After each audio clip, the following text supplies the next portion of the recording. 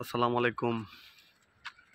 শহীদ Syed Nazrul Islam medical college হাসপাতাল, এটা হচ্ছে হসপিটালের ভিতরের অংশ, আবাসিক, যেটাতে আর কি ছাত্রছাত্রীরা থাকে। এই যে বাম পাশে একটা ক্যান্টিন, এই যে বা লাইট জ্বলতেছে, এটা নিচতলাটা ক্যান্টিন, একাডেমিক ভবন। এটা হচ্ছে ছাত্রীনিবাস মেয়েদের। সোজা এখানে একটা বাগান আছে, ভেষজ বাগান, ভেষজ গাছপালা। এটা যে হসপিটাল ভবন, এটা ওই পিছনেরটা হচ্ছে মনসুরকুলি ছাত্রাবাস ছেলেদের।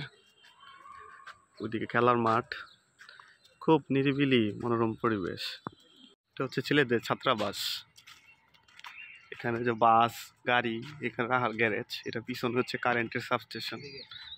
এই যে ছাত্রাবাস, আর ওই পিছনে একটা ইনডোর প্লে গ্রাউন্ড। এটা হচ্ছে শহীদ মিনার, শহীদ মিনারের পাশে হচ্ছে যে প্লে গ্রাউন্ড, খেলার মাঠ।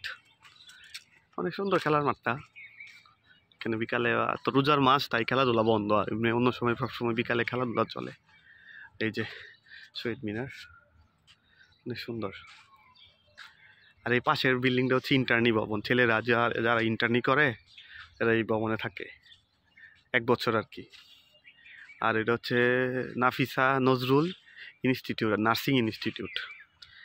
যারা নার্সের এটা কি কয় বিএসসি ডিপ্লোমা কোর্স যারা করে ওদের আর কি এখানে ট্রেনিং।